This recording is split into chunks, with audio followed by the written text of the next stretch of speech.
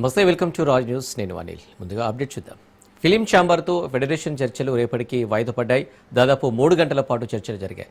రేపు మరోసారి ఇరుపక్షాలతో film chamber సమావేశం కానుంది. కాగా రేపు ఉదయం నిర్మాతలు, సాయంత్రం ఫెడరేషన్తో భేటీ జరగనుంది.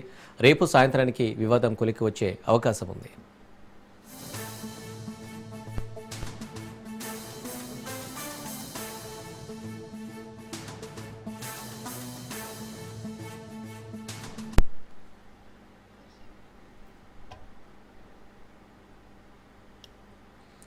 ఫిలిం ఛాంబర్తో ఫెడరేషన్ చర్చలు రేపటికి వాయిదా పడ్డాయి. దాదాపు 3 గంటల పాటు చర్చలు జరిగాయి. రేపు మరోసారి ఇరుపక్షాలతో ఫిలిం ఛాంబర్ సమావేశం కానుంది. కాగా రేపు ఉదయం నిర్మాతలు, సాయంత్రం ఫెడరేషన్తో భేటీ జరగనుంది. రేపు సాయంత్రానికి వివాదం కొలికి వచ్చే అవకాశం ఉంది.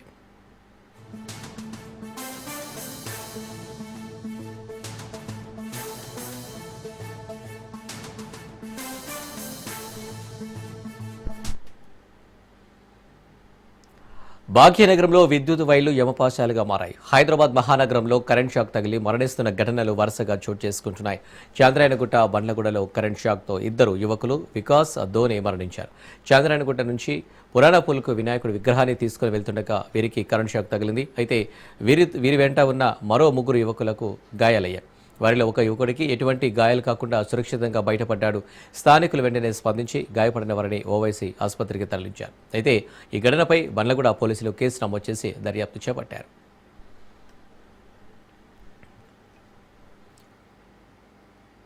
మరోవైపు అమ్మారుపేటలో వినాయకుడి మండపానికి పందిరి వేసే క్రమంలో కరెంట్ తీగలను కట్లతో పైకి లేపుతుండగా కరెంట్ షాక్ తగిలి రామ్ చరణ్ అనే వ్యక్తి కింద పడిపోయాడు. ప్రమాదంలో యువకుడు చనిపోయాడు.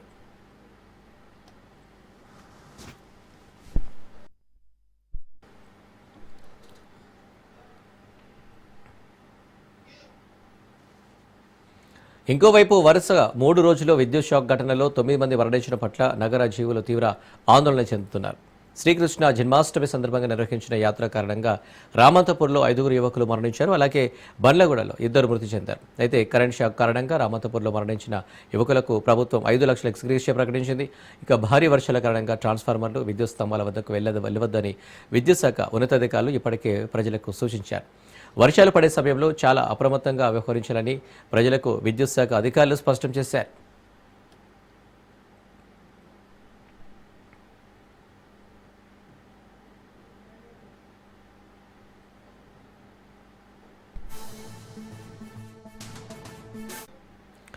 పండుగల వేళ ఎంతో సంతోషంగా సంబరాలు చేసుకుంటున్న సమయంలో ఇలా కరెంట్ షాక్ తగిలి యువకులు విగత జీవులుగా మారుతుండటంతో ఆయా కుటుంబాల రోదనలు మిన్నట్టుతున్నాయి.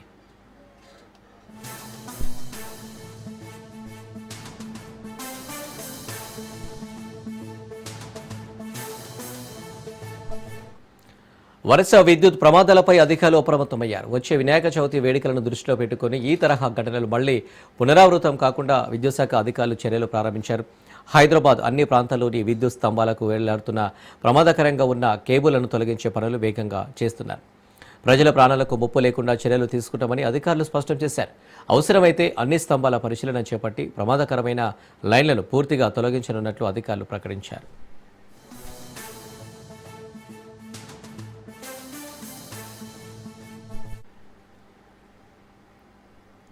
యూరియా కోసం రైతులు అష్టకష్టాలు పడుతున్నారు. రోజులు గడుస్తున్నా యూరియా కొరత తీరక రోడ్డెక్కుతున్నారు. వరి, పత్తి, మక్క, మిర్చి పంటలకు యూరియా వేయాల్సిన కీలక సమయంలో నిల్వలు లేక కేంద్రాలకు పరుగులు తీస్తున్నారు. ఎక్కడ చూసినా తిండి తిప్పలు మాని గంటల తరబడి పడిగాపులు కాస్తున్నారు. ఇచ్చే అరకొర కొందరికే సరిపోతుండగా మిగతా రైతులంతా తీవ్ర అసంతృప్తి వ్యక్తం చేస్తున్నారు. వానలో తడుస్తూ నిల్చున్నా రాత్రి వరకు బారులు తీరినా సరిపడా దొరకడం లేదని వాపోతున్నారు.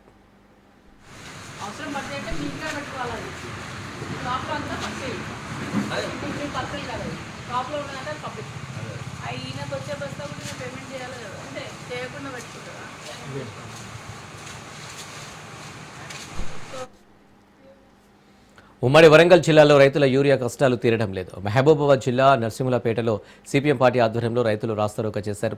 కేంద్ర రాష్ట్ర ప్రభుత్వాలు రైతులకు సరిపడ యూరియా సరఫరా చేయడంలో నిర్లక్ష్యం చేస్తున్నారని రైతులు ఆగ్రహం వ్యక్తం చేశారు. అన్నదాతల అవసరాన్ని ఆసరాగా చేసుకుని దళాలు ఎక్కువ ధరకు యూరియాను ఇవ్వడంతో పాటు పురుగు మందులను అంటగట్టడం జరుగుతుందని రైతులు మండిపడుతున్నారు. రైతులకు సరిపడ యూరియాను సరఫరా చేయకపోతే ఆమరణ నిరాహార దీక్ష చేస్తామని సిపిఎం నాయకులు హెచ్చరించారు.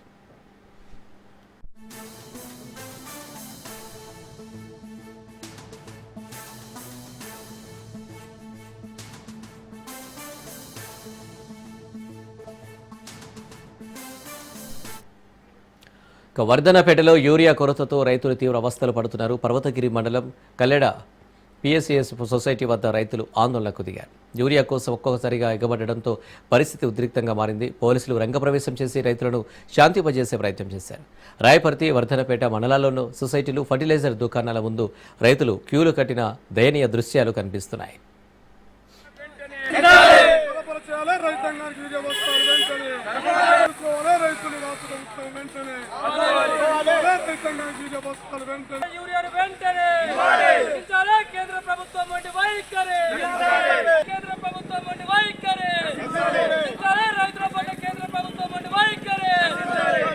నర్సపేట మండల కేంద్రంలో రైతాంగం చాలా ఇబ్బంది పడుతూ ఉన్నది.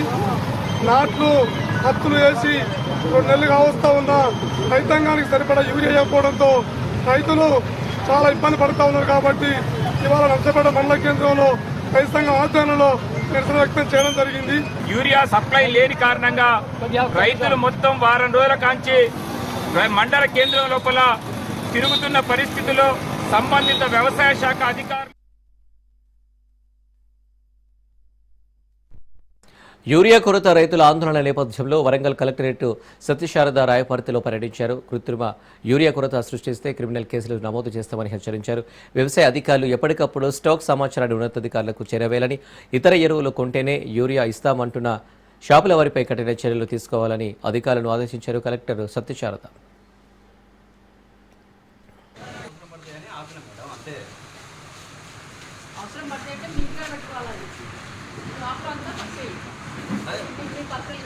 షాప్లో ఉన్నదంటే పబ్లిక్ ఈయనకు వచ్చే బస్తా కూడా నేను పేమెంట్ చేయాలి కదా, అంటే చేయకుండా పెట్టుకుంటారా?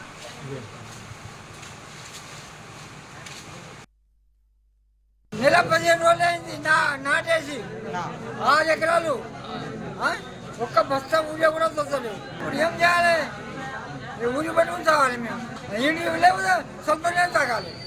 వాళ్ళ బస్తా లేవు, నాకు ఎవరు ఇస్తారు? ఒక్క బస్తా తీసుకుంటే నింపిస్తారు. ఒక బస్తాకు ఒక లింక్ అంటే మేము ఎండు లింకు ఎండు 600 రూపాయలకు ఒక్కటే లింకు.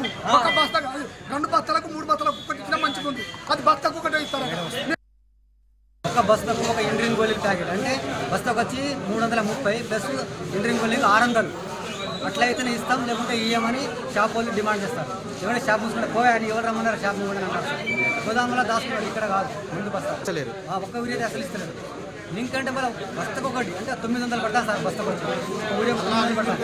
అడిగితే ఇస్తలేరు. మన లింకు ఎన్ని బస్తాలు తీసుకుంటే అన్ని ఏం చేయాలి సార్? ఒక కిలో అయితే ఎకరానికి వస్తుంది. అన్ని బస్తాలు అన్ని కిలోలు ఏం చేసుకోవాలి సార్? అక్కడ ఇస్తారు సార్. 2 ఎకరానికి ఒకటి సార్. 5 ఎకరాలు ఉన్నా 2 ఇస్తారు, 10 ఎకరాలు ఉన్నా 2 ఇస్తారు సార్. ఆడ దొరుకుతలేవు.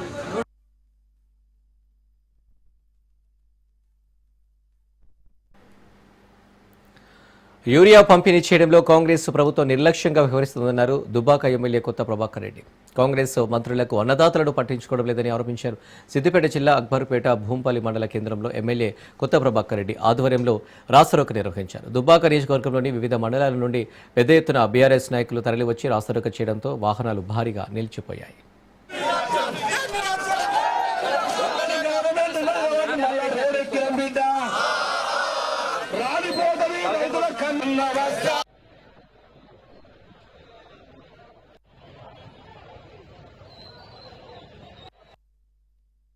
మాకైనా గర్జా ఇలా రోడ్డు మీద కూర్చొని చౌరస్తాలో కూర్చొని మా రైతులకు ఏం పాపం చేసుకున్నారు ఇలా? కనీసం ఇన్ని రోజులు అవుతుంది వర్షాలు పడబట్టే మరి అప్పో మీరు ఇస్తామన్నా పెట్టుబడి పైసలు చెప్పబోతుంది. కానీ పెట్టుబడులు కూడా మనం తెచ్చుకుంటుంది. బ్యాంకులలో రుణాలు మాఫ్ చేస్తుంటే అది చేయకపోతుంది. ఈడ ఆడ అప్పులు తెచ్చుకొని జాగలు పెట్టుకొని బంగారం పెట్టుకొని ఇంత అప్పులు తెచ్చుకొని అలా నాటేసుకుంటే కనీసం ఒక మందు సంచులన్నీ చెప్పారు. మేమేమో ఢిల్లీకి సంచులు పైసలు మోస్తున్నారు కదా, గిన్ని సంచులు పోతున్నాయి. మరి ఇన్ని సంచులు ఢిల్లీకి పైసల సంచులు పోయినప్పుడు మరి మేము పైసలు అడిగినాం. ఇంకేమన్నా మసాలా సంచులు తీసుకురంటే నాయన అడిగినాం తప్ప. మరి మందులు మేమేమన్నా పైసల సంచులేమో ఢిల్లీకి పోతున్నాయి. ఢిల్లీకి రావాల్సిన మందు సంచులేమో రావట్లేదు. ఇది ఇలా కాంగ్రెస్ 8 మంది కాంగ్రెస్ ఎంపీలు ఉన్నారు, 8 మంది బీజేపీలు ఉన్నారు. అంత తోపులే, మళ్ళీ అంత సీనియర్లే. ఏ ఒక్క తోపు కూడా ఒక్క రోజన్నా కనీసం ఒక జిల్లాకు పోయి ఇవాళ కనీసం రైతుల గురించి పట్టించుకునే నాయకుడు ఉన్నాడు అయ్యాల. పెద్ద పెద్ద గడ్డాలు మిసాలు వేసుకొని నిన్నొక ఆయనేమో మన కోపానికి వచ్చిండు. ప్రభాకర్ రెడ్డి తోటి ఏమైపోయినా ఇంటికి కూడా దిక్కలేడు అంటాడు ఆయన. గది ఆయన పరిస్థితి. ఆయన నోరు తెరిస్తే పచ్చి బూతులు. ఇలా మాకు మేము నమ్ముకున్న భూమి మీదనే బతుకుతున్నాం. ఇవాళ మాకేమి ఇక్కడ కంపెనీలు లేవు, ఫ్యాక్టరీలు లేవు. ఉన్నోళ్ళంతా రైతులే. ఇక్కడ రైతులను పట్టుకోకపోతే మీరు ఆఖరికి యూరియా బస్తానే మీకు ఉరితాడైతే బిడ్డ అని చెప్తున్నాను నేను. యూరియా బస్తా కాంగ్రెస్ మెడలకు ఉరితాడైతే రాసి పెట్టుకోండి బిడ్డ మీరు. ఇవాళ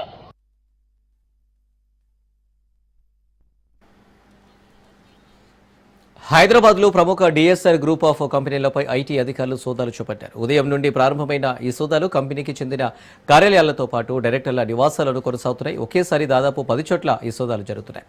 DSR group MD Sudhakar Reddy, executive director Prabhakar Reddy, CEO Satyanarayana Reddy నివాసాలు, కార్యాలయాల్లోనూ అధికారులు తనిఖీలు జరుపుతున్నారు.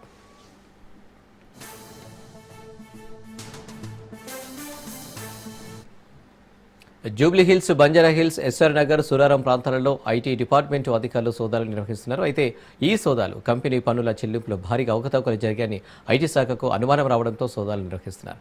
దీనితో కంపెనీకి సంబంధించిన గత 5 సంవత్సరాల పన్ను చెల్లింపులపై ఐటీ అధికారులు ఆరా తీస్తున్నారు.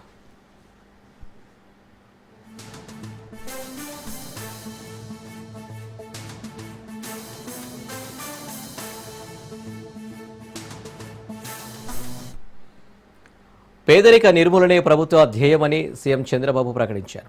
P4 అమలు కార్యక్రమాన్ని మంగళగిరిలో ప్రారంభించారు. అనంతరం బంగారు కుటుంబాలు మార్గదర్శులతో ముఖాముఖి కార్యక్రమంలో చంద్రబాబు మాట్లాడుతూ ఎన్నికల్లో ఓట్ల కోసం స్త్రీ శక్తి పథకాన్ని తీసుకురాలేదని చెప్పారు. P4తో చాలా మంది జీవితాలు గొప్ప మార్పు వస్తుందని ఆయన చెప్పారు.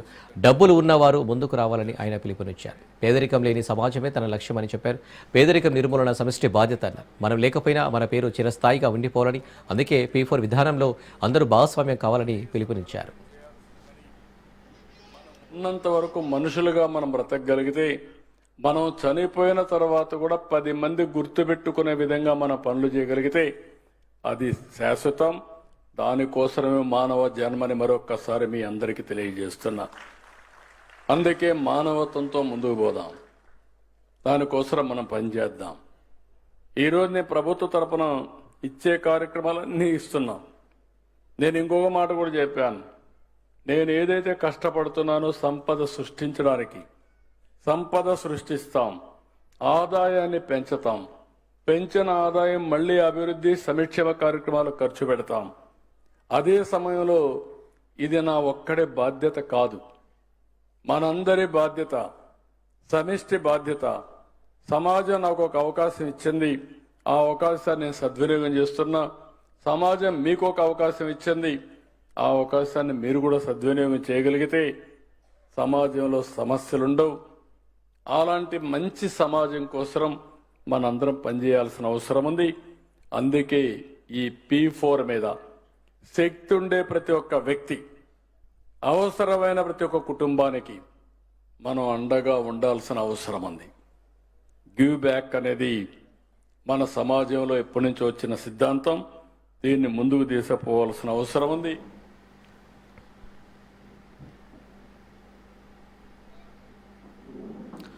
గుంటూరు జిల్లా వినుగొండలో మంత్రి అచ్చెన్నాయుడు కిసాన్ మేళా ప్రారంభించారు. ఈ సందర్భంగా ట్రాక్టర్లతో రైతులు, కూటమి నాయకులు భారీ ప్రదర్శన నిర్వహించారు.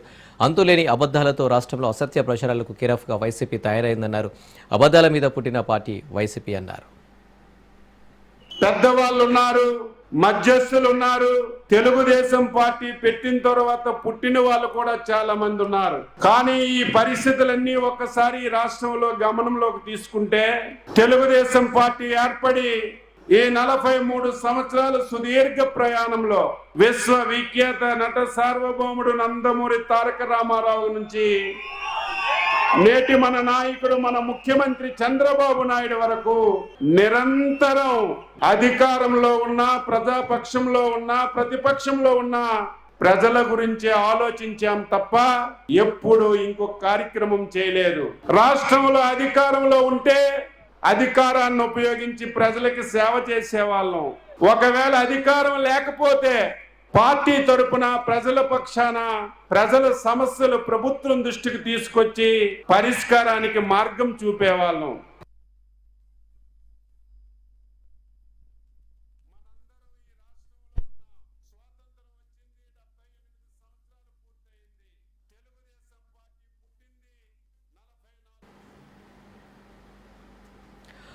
అమరావతిలో వర్షాలపై వైసీపీ కూటమి నేతలపై మాటల తూటాలు పేలుతున్నాయి. ప్రజల్లో అభద్రతా భావం నింపుతున్నారన్నారు హోంమంత్రి అనిత. ధైర్యం ఉంటే రాజకీయంగా రండి చూసుకుందామన్నారు. అమరావతి అనేది ఏపీ ప్రజల సెంటిమెంట్ అని ఇష్టానుసారంగా దుష్ప్రచారం చేస్తే కఠిన చర్యలుంటాయన్నారు. మీ గోదావరి నది ఏ విధంగా ఉందో అది పొంగి పొర్లుతోంది అక్కడ అమరావతిలో. మీకు మాత్రమే సొంతమవుతుంది అనుకున్న దాన్నేమి చేపనంటారయ్యా పులస. రేపు పొద్దున ఖచ్చితంగా 2-3 సంవత్సరాలు మీరు అమరావతిలో చూడబోతున్నారు. వాటిని తీరబోతున్నాయి. అదే పులసల్లో మీకు అమరావతి దాంట్లో మీరు పట్టించి మీ అందరికీ ఇవ్వబోతుంది. అది ఎట్లా తయారైందంటే జెండా ఎగిరేసిన వాళ్ళే దేశభక్తులని ఇప్పుడు ఆ విధంగా ఉన్నారు. ఇప్పుడు ఈ కూటమి దానిలో ఏ విధంగా ఉన్నట్టే కూటమికి జై అంటే దేశభక్తులు, కూటమిని కన్నా ప్రశ్నిస్తే దేశద్రోహుల్లాగా నిలబడుతున్నారు. దేశభక్తి అనేది జెండా ఎగరేస్తేనో లేకుంటే దాని మీద ఆ రోజు చాక్లెట్లు పంచుతూనే ఉంటుంది. ఈ దేశం యొక్క సమగ్రతకు ఇక్కడ ఉన్న దానిలో ఐక్యంగా పోరాడినప్పుడే ఉంటుంది. ఈరోజు దేశభక్తి ప్రజాస్వామ్యం గురించి మాట్లాడుతున్న వీళ్ళు కోర్టార్డర్ని ఎందుకు ఇంప్లిమెంట్ చేయడం లేదు మాట్లాడే వాళ్ళందరూ ఆలోచిస్తారు. ఉదయం లేచిన దగ్గర నుంచి మొదలు పెడతారండి. అమరావతి మునిగిపోయింది, అమరావతి మునిగిపోయింది, అమరావతి మునిగిపోయింది. అమరావతి మునిగిపోతే ఈరోజు స్పీడ్ యాక్సెస్ రోడ్లు ఎక్కడైనా మీకు ఎవరికైనా అవాంతరాలు ఏమైనా వచ్చినాయా? ఎక్కడైనా రహదారులు ఏమైనా అడ్డుకున్నాయా? ఎక్కడైనా రోడ్లు కొట్టుకుపోయినాయా? మీరు చెప్పండి. లేదు. ఈ రోజు నేను సెక్రటేరియట్లో కూర్చుని మాట్లాడుతున్నా, సెక్రటేరియట్ మునిగిపోయిందా? అసెంబ్లీ ఏమైనా మునిగిపోయిందా? ఈరోజు ఎక్కడ ఇప్పుడు అమరావతి కట్టడాలు కట్టుతున్న సమయంలో పునాది తీసుకునేటప్పుడు కొన్ని నీళ్లు చేరుతాయి. ఇప్పుడు వర్షాకాలం వర్షం పడక ఏం పడుతుందండి? వర్షం పడితే నీళ్లు రాక ఏమొస్తాయండి? 10 నుంచి 20 సెంటీమీటర్లు వర్షం పడేటప్పుడు నీళ్లు స్టాగ్నెంట్ అవ్వవు ఒక దగ్గర. దాన్ని బూచిగా చూపించి ఏకంగా ఈ క్వాంటమ్ వ్యాలీ దగ్గర ఎంత నీరు వచ్చేసింది అంత నీరు వచ్చేసిందని ఒకే ఒక్క వర్షం అమరావతి జలమయం. ఎక్కడి నుంచి పేపర్ తీసుకొచ్చి ఈరోజు ఆ ఫోటోలు పెడతారంటే నాకు అర్థం కాదు. అస్తమానం ఎందుకు అతని గురించి మాట్లాడుతున్నారని మీరు మాట్లాడతారు. జాతీయ జెండాకి ఒక స్వతంత్ర దినోత్సవానికి కూడా వాల్యూ లేకుండా చేసిన వాళ్ళని ఈ రకంగానే మాట్లాడతారు. ఆయన పంద ఇలాగే ఉంటుంది.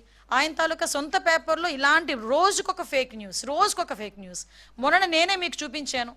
అక్కడ జనాలు లేకపోతే పాత వీడియో తీసుకొచ్చి ఇప్పుడు జనాలని చెప్పి లైవ్ టెలికాస్ట్ చేసే పరిస్థితి కూడా కనిపించింది.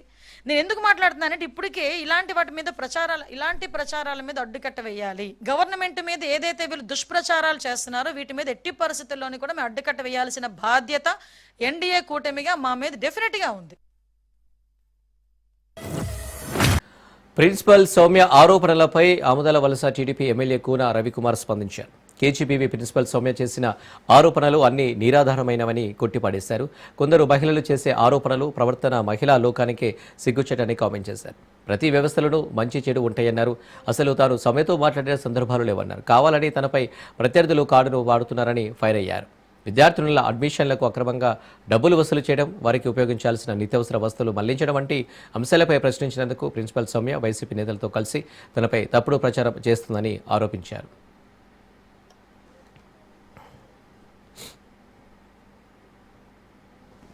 జూన్ 2వ తారీఖు నాడు ప్రారంభించాల్సినటువంటి కేజీబీవీ పాఠశాలని జూన్ 12 వరకు తెరవకుండా జూన్ 2 నుంచి తెరిచినట్టుగా కాంట్రాక్ట్ ఎంప్లాయీస్కి పని చేయని రోజుకి వాళ్ళకి జీతం ఉండదు. ఆమె జీతాలు డ్రా చేశారు. She the most irregular. గడచిన 3 సంవత్సరాలు, నేను మాట్లాడుతుంది నెల రోజుల క్రితందో 3 నెలల క్రితందో 4 నెలల క్రితందో కాదు, గడచిన 3 సంవత్సరాలు కూడా ఆమె వారంలో 2-3 రోజులు పాఠశాలకు వచ్చే పరిస్థితే లేదు. ఓడి అని చెప్పి పెట్టడం, వెళ్ళి అనాథరైజ్డ్గా ఆబ్సెంట్లు కావడం, స్కూలుకు రావడం, వేలుముద్ర వేసేయడం, స్కూల్ నుంచి వెళ్ళిపోవడం, స్కూలుకు వచ్చినటువంటి పిల్లలకి పెట్టాల్సినటువంటి నిత్యావసర సరుకుల్ని దారి మళ్లిస్తున్నారనే ఆరోపణలు వచ్చాయి. స్కూల్లో ఉన్న పిల్లలతో ఆమె తన సుఖాల కోసం సౌకర్యాల కోసం పిల్లల్ని క్లాసులకు పంపించకుండా కొంతమంది పిల్లల్ని తన కోసం వాడుకుంటున్నటువంటి ఫిర్యాదులు వచ్చాయి. స్కూలుకు వచ్చినటువంటి అనేక గ్రాంట్స్ని స్కూల్ కమిటీ వాళ్ళతో ముందుగానే చెక్కుల మీద సంతకాలు పెట్టించి, తీర్మానాలు పుస్తకాల కింద సంతకాలు పెట్టించి తన ఇష్టానుసారం నిధులను కైంకర్యం చేశారనే ఫిర్యాదులు వచ్చాయి. మరి ఇవి ఒక పాఠశాలకు సంబంధించి ఇవి తీవ్రమైన ఫిర్యాదులు కావా? వాయువ్య పశ్చిమ మధ్య బంగాళాఖాతంలో ఏర్పడిన వాయుగుండం తీరం దాటింది. తెలుగు రాష్ట్రాల్లో భారీ వర్షాలు కురుస్తున్నాయి. కొద్ది రోజులుగా ఎడతెరిపి లేని వానలతో 2 రాష్ట్రాల్లోని పలు వాగులు పొంగుతున్నాయి. కొన్ని ప్రాంతాల్లో రవాణా వ్యవస్థపైన ప్రభావం చూపుతున్నాయి. తాజాగా వాతావరణ శాఖ మరో హెచ్చరిక జారీ చేసింది. బంగాళాఖాతంలో మరో అల్పపీడనం ఏర్పడే అవకాశం ఉందని వెల్లడించింది. పలు ప్రాంతాలు రెడ్ అలర్ట్ జారీ చేసింది. కుండపోత వర్షాలతో అప్రమత్తంగా ఉండాలని సూచించింది.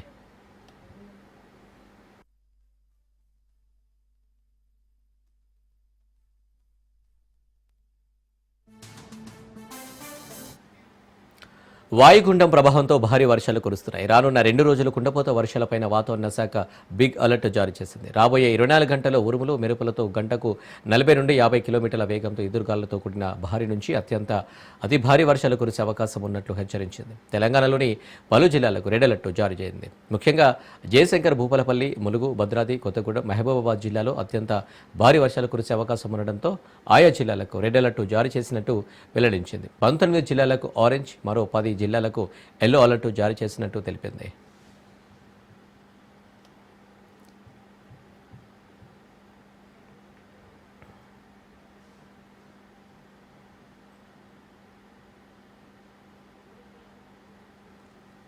ఎడతెరిపి లేకుండా కురుస్తున్న వర్షాలతో ఉమ్మడి ఆదిలాబాద్ జిల్లాలోని ప్రాజెక్టులు జలకళ సంతరించుకున్నాయి. ప్రాజెక్టులోకి భారీగా వరద నీరు వచ్చి చేరింది. దీంతో శ్రీపాద ఎల్లంపల్లి ప్రాజెక్టు 35 గేట్లను ఎత్తిన అధికారులు దిగువకు నీరును వదులుతున్నారు. లోతట్టు ప్రాంతాల ప్రజలు అప్రమత్తంగా ఉండాలని అధికారులు హెచ్చరిస్తున్నారు. ఉమ్మడి ఆదిలాబాద్ జిల్లాలో వర్షాలపై మరింత సమాచారాన్ని మా ప్రతినిధి అరుణ్ కుమార్ అందిస్తారు. జిల్లా వ్యాప్తంగా గత 2 రోజుల నుంచి ఎడతెరిపి లేకుండా కురుస్తున్నటువంటి వర్షాలతో కూడా ప్రాజెక్టులోకి జలకళ సంతరించుకున్నారు. ప్రాజెక్టులలోకి కూడా భారీగా కూడా వరద నీరు చేరుతుండడంతో కూడా అధికారులు అప్రమత్తమైంది. ఏదైతే ముఖ్యంగా కూడా ఉమ్మడి ఆదిలాబాద్ జిల్లాకు సంబంధించి కూడా ఇటు కడం శ్రీ నారాయణ రెడ్డి ప్రాజెక్టు, అదేవిధంగా కొమరంభీం జిల్లాకు సంబంధించి కూడా హాడా ప్రాజెక్టు, అదేవిధంగా మంచిర్యాల జిల్లాకు సంబంధించి కూడా శ్రీపద ఎల్లంపల్లి ప్రాజెక్టులోకి కూడా భారీగా కూడా వరద నీరు చేరుతా ఉన్నది. ఇక ముఖ్యంగా కడం ప్రాజెక్టు ఏదైతే అక్కడ నిజామాబాద్ జిల్లాకు సంబంధించి కూడా ఎస్ఆర్ఎస్పీ నుంచి కూడా గేట్లు ఎత్తిన నేపథ్యంలో కూడా భారీగా కూడా వరద నీరు కడం ప్రాజెక్టులో చేరుతుంది. ఈ నేపథ్యంలోనే ఎల్లంపల్లి ప్రాజెక్టులో కూడా భారీగా కూడా వరద నీరు చేరుతుండటం కూడా అధికారులు అప్రమత్తయ్యారు. ముఖ్యంగా కూడా ఏదైతే గత 2 రోజుల నుంచి కురుస్తున్న వర్షాలతో కూడా ఏదైతే అధిక వర్షాలు కురుస్తున్న నేపథ్యంలో కూడా మొత్తం కూడా ప్రాజెక్టులన్నీ కూడా భారీగా కూడా వరద నీరు చేరుతుంది. ఈ నేపథ్యంలోనే ఇటు కొమరంభీం ఆసిఫాబాద్ జిల్లాకు సంబంధించి కొమరంభీం హడా ప్రాజెక్టులో కూడా అధికారులు అయితే 3 గేట్లను పైకెత్తి కూడా దిగువకైతే నీరును వదులుతూ ఉన్నారు. అదేవిధంగా కూడా కడెం ప్రాజెక్టుకు సంబంధించి కూడా నీటిని అయితే దిగువ వదిలినటువంటి పరిస్థితి. ఈ నేపథ్యంలోనే మంచిర్యాల జిల్లాలోని శ్రీపద ఎల్లంపల్లి ప్రాజెక్టుకు కూడా భారీగా కూడా వరద నీరు అయితే చేరుతా ఉంది. ఈ నేపథ్యంలో అధికారులు ఏదైతే మొత్తం కూడా ప్రాజెక్టు ఎల్లంపల్లి ప్రాజెక్టు నీటి మట్టం అయితే 148 మీటర్లు కాకుండా ప్రస్తుతానికి 165.72 మీటర్ల వరకు కూడా ఏదైతే నీరు చేరుతున్నదో కూడా అధికారులు ఎల్లంపల్లి ప్రాజెక్టు 35 గేట్లను ఎత్తి కూడా దాదాపు ఏదైతే 3 లక్షల పైచీలకు నీటి క్యూసెక్ల నీటిని అయితే గోదావరిలో దిగువకైతే విడుదల చేస్తా ఉన్నాం. మొత్తం కూడా ఇప్పటికే కూడా ఏదైతే ప్రాజెక్టులో కూడా 3,02,000 ఇన్ఫ్లో అయితే ఉన్నది. ఈ నేపథ్యంలో 3,40,000 క్యూసెక్ల నీటిని అయితే దిగువకైతే విడుదల చేస్తా ఉన్నారు. ఇప్పటికే కూడా అధికారులు అయితే అప్రమత్తమైన ఏదైతే ప్రాజెక్టు దిగువన ఉన్నటువంటి లోతట్టు ప్రాంతాల ప్రజలైతే ఇప్పటికే కూడా అధికారులు అప్రమత్తం చేశారు. జిల్లా కలెక్టర్ కూడా పరిస్థితిని అయితే పర్యవేక్షణ చేస్తూ ఉన్నటువంటి పరిస్థితి అయితే ప్రస్తుతానికి అయితే ఉమ్మడి ఆదిలాబాద్ జిల్లా వ్యాప్తంగా ప్రాజెక్టులలో కూడా కొనసాగుతున్నటువంటి పరిస్థితి. నిర్మల్ జిల్లాకు సంబంధించి కూడా కడెం ప్రాజెక్టు కావచ్చు, అదేవిధంగా కూడా కొమరంభీం ఆసిఫాబాద్ జిల్లాకు సంబంధించి ఆడ ప్రాజెక్టు, అదేవిధంగా కూడా మంచిర్యాల జిల్లాకు సంబంధించి ఎల్లంపల్లి ప్రాజెక్టులలో కూడా అధికారులు అయితే ఎప్పటికప్పుడు కూడా మానిటరింగ్ చేస్తూ కూడా వరద తీవ్రతను ఏదైతే అంచనా వేస్తూ ఉన్నారు. ఈ నేపథ్యంలోనే లోతట్టు ప్రాంతాల ప్రజలు ఎప్పుడైతే మంచిర్యాల జిల్లాకు సంబంధించి కూడా శ్రీపద ఎల్లంపల్లి ప్రాజెక్టులోని లోతట్టు ప్రాంతాల ప్రజలను అధికారులు అప్రమత్తం చేశారు. ముఖ్యంగా గోదావరి పరివాహక ప్రాంతాల ఏరియాలో ఉన్నటువంటి ఏదైతే పశువుల కాపర్లు కావచ్చు, అదేవిధంగా కూడా ఎవరైతే మేతకు తీసుకెళ్ళినటువంటి గోదావరిలోకి వెళ్ళకుండా మత్స్యకారులకు కూడా ఇప్పటికే కూడా సూచనలు సలహాలు అయితే చేశారు. ముఖ్యంగా కూడా లోతట్టు ప్రాంతాల ప్రజలను కూడా అప్రమత్తం చేశారు. ఈ నేపథ్యంలో అధికారులు ఎక్కడెక్కడైతే లోతట్టు ప్రాంతాలు ఉన్నాయి ఆ ప్రాంతాలను సందర్శించి కూడా ఇప్పటికే కూడా సహాయక చర్యలు చేపట్టేటువంటి పరిస్థితి కొనసాగుతూ ఉన్నది. ముఖ్యంగా ఎవరైతే లోతట్టు ప్రాంతాల ప్రజలను కూడా పునరావాసాల కేంద్రాలకు తరలించాలంటే కూడా ఇప్పటికే కూడా జిల్లా అధికారులు ముఖ్యంగా జిల్లా కలెక్టర్ కుమార్ దీపక్ కూడా ఆదేశాలు జారీ చేసిన నేపథ్యంలో అధికారులు ఆ పనులలో కూడా నిమగ్నమైనటువంటి పరిస్థితి. మన ఎక్కడెక్కడైతే ఇబ్బంది ఉన్నది, ఎక్కడెక్కడైతే ఏదైతే లోతట్టు ప్రాంతాల ప్రజలు అప్రమత్తం చేయడానికి అధికారులు అయితే విస్తృతంగా కూడా పరిశీలిస్తూ కూడా ఆ ప్రాంతాలను సందర్శిస్తూ ఉన్నారు. అక్కడ ఉన్నటువంటి అధికారులకు సూచనలు సలహాలు చేస్తారు. ఏదేమైనప్పటికీ కూడా మరో 2 రోజుల పాటు కూడా భారీ వర్షాలు ఉన్న నేపథ్యంలో అధికారులు మొత్తం కూడా అలర్ట్ అయింది. ఇప్పటికో ఎన్డీఆర్ఎఫ్ బృందాలు కూడా జిల్లాకు చేరుకొని కూడా అప్రమత్తమైనటువంటి పరిస్థితి కొనసాగుతున్నది. ముఖ్యంగా కూడా ఏదైతే భారీగా కూడా ఏదైతే ఎస్ఆర్ఎస్పికి సంబంధించి ప్రాజెక్టు ద్వారా కూడా భారీ కూడా వరద నీరు చేరుతుందో ప్రాజెక్టు గేట్లను కూడా తెరిచే అవకాశం ఉన్నదని కూడా ఇప్పటికే కూడా అధికారులకు సంకేతాలు అందడంతో కూడా అధికారులు అప్రమత్తమయ్యారు. లోతట్టు ప్రాంతాల ప్రజలను కూడా అప్రమత్తం చేసి మరి కొన్ని గంటలలో కూడా ఏదైతే సాయంకాలం వరకు కావచ్చు మరికొన్ని గంటలలో కూడా ఖచ్చితంగా ఎస్ఆర్ఎస్పీ నుంచి కూడా కొన్ని గేట్లను కూడా తెరిచి దిగువకు నీరు అందించేటువంటి అవకాశం ఉన్న నేపథ్యంలో కూడా ఇటు కడెం ప్రాజెక్టు కావచ్చు మంచిర్యాల జిల్లాకు సంబంధించినటువంటి శ్రీపద ఎల్లంపల్లి ప్రాజెక్టులలో కూడా అధికారులు అప్రమత్తమైంది. ఇప్పటికే కూడా ఏదైతే లోతట్టు ప్రాంతాల ప్రజలను కూడా అప్రమత్తం చేసినటువంటి పరిస్థితి ప్రస్తుతానికైతే కొనసాగుతూ ఉంది. కెమెరా పర్సన్ సతీష్తో అరుణ్ కుమార్, రాజ్న్యూస్, ఎల్లంపల్లి ప్రాజెక్టు, మంచిర్యాల జిల్లా. ముంబైని వర్షాలు ముంచెత్తుతున్నాయి. ఆర్థిక రాజధాని వీధులు వరదల్లో మునిగిపోయాయి. లోతట్టు ప్రాంతాలు జలమయమయ్యాయి. రహదారులపైకి నీరు చేరడం, చెట్లు విరిగిపడడంతో కనీసం 40 ప్రాంతాల్లో ట్రాఫిక్ అంతరాయం ఏర్పడింది. నగరంతో పాటు చుట్టుపక్కల జిల్లాలకు 2 రోజుల పాటు వాతావరణ శాఖ రెడ్ అలర్ట్ జారీ చేసింది. రాష్ట్రంలోని 36 జిల్లాలకు గాను కనీసం సగం జిల్లాలో ఈ నెల 21వ తేదీ వరకు భారీ వర్షాలు కొనసాగుతాయని అంచనా వేసిన వాతావరణ విభాగం నాందేడ్ జిల్లాలోని 37 తాలూకాలో వరదల్లో 7 చనిపోయారు. వరదలో చిక్కుకుపోయిన కనీసం 200 మందిని సహాయక సిబ్బంది రక్షించారు.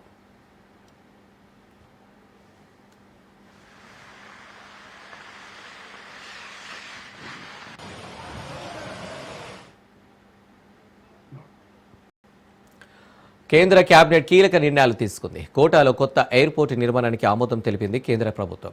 కోట ఎయిర్పోర్టుకు 1507 కోట్లు మంజూరు చేసింది. ఇక కటక్ భువనేశ్వర్ 6 లైన్ల రింగ్ రోడ్డుకు ఆమోదం తెలిపింది. రింగ్ రోడ్డుకు 8307 కోట్లు మంజూరు చేసింది కేంద్రం.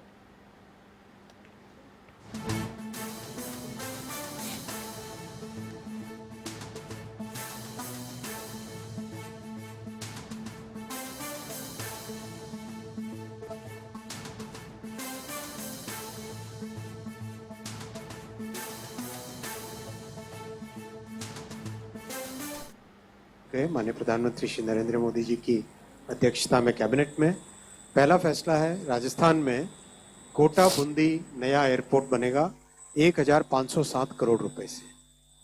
ये आप देख रहे हो पिछले कई वर्षों में जो एयरपोर्ट की डिमांड बढ़ती जाती थी वो इन पिछले 11 वर्षों में पूरी हुई है। उसमें उस कड़ी में एक ये नया एयरपोर्ट जुड़ रहा है। दूसरा, कटक और भुवनेश्वर का एक 6 lane access controlled ring road बनेगी 8307 करोड़ रुपए की। बहुत ही मॉडर्न हाईवे एक्सप्रेस वे की तरह का ये बनेगा, एक्सेस कंट्रोल्ड होगा फुली। टोटल 9814 करोड़ रुपए के ये प्रोजेक्ट्स आज सैंक्शन हुए हैं। कोटा जैसा आप सब जानते हो इंडस्ट्रियल हब भी है, एजुकेशन हब भी है और देश भर से छात्र एजुकेशन से रिलेटेड जितने भी लोग हैं वो सब के सब कोटा लगातार जाते हैं, चाहे ट्रेन से हो चाहे फ्लाइट से हो। तो कोटा के लिए डिमांड लंबे समय से एक अच्छे बड़े मॉडर्न एयरपोर्ट की डिमांड रही है और बूंदी और कोटा एक तरीके से करीब करीब एक पूरा इकोसिस्टम वहां पे बन गया है। ఆసియా కప్ 2025కు భారత జట్టు ప్రకటించింది బీసీసీఐ. 15 మందితో జట్టును ప్రకటించింది. కెప్టెన్గా సూర్యకుమార్ యాదవ్, వైస్ కెప్టెన్గా శుభ్మన్ గిల్ను నియమించింది బీసీసీఐ. శివం దూబే, అక్షర్ పటేల్, జితేష్ శర్మ, బుమ్రా, అక్షర్దీప్ సింగ్, వరుణ్ చక్రవర్తి, కుల్దీప్ యాదవ్, సంజు శాంసన్, హర్షిత్ రాణా, రింకు సింగ్కు టీంలో చోటు కల్పించారు. జగిత్యాల జిల్లా కోరుట్ల పట్టణంలోని తాళచెరువు సమీపంలో మద్యం సేవిస్తున్నారనే సమాచారంతో అక్కడికి వెళ్లిన పోలీసు కానిస్టేబుల్పై గుర్తు తెలియని వ్యక్తులు దాడి చేశారు. జగిత్యాల జిల్లా కోరుట్ల పట్టణం తాళచెరువు సమీపంలో ఆ ప్రాంతానికి చెందిన వారు మద్యం సేవిస్తున్నారని డెల్ 100కి ఫిర్యాదు చేశారు. వెంటనే అప్రమత్తమైన పోలీసు కానిస్టేబుల్ తాళచెరువు వద్దకు చేరుకున్నారు. అయితే అక్కడున్న వ్యక్తులు పోలీసులతో వాగ్వాదానికి దిగారు. దాంతో పాటుగా ఒక కానిస్టేబుల్పై దాడి చేశారు. ఆ కానిస్టేబుల్కు గాయాలు కావడంతో కోరుట్ల ప్రభుత్వ ఆసుపత్రికి తరలించారు. మరో కానిస్టేబుల్కు కూడా గాయాలైనట్టుగా తెలుస్తోంది.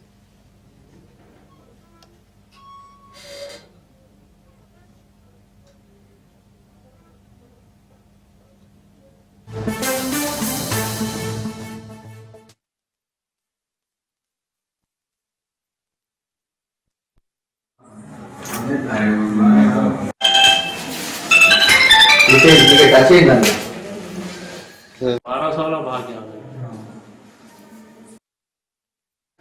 100 టైం కాల్ వచ్చింది.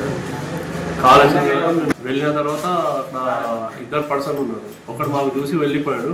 తను అక్కడనే కూర్చొని యాసిన్ అనే వ్యక్తి అక్కడనే కూర్చొని తాగకుండా రోగా మాట్లాడుతుంది. ఏంది బాబు ఇక్కడ తాగుతుంటే నా ఇష్టం అది ఇష్టం వచ్చి మాట్లాడి అక్కడ మా గంగాధర్ సార్ మీద వాడు చేశాడు. నేను ఆపడానికి పోయినా.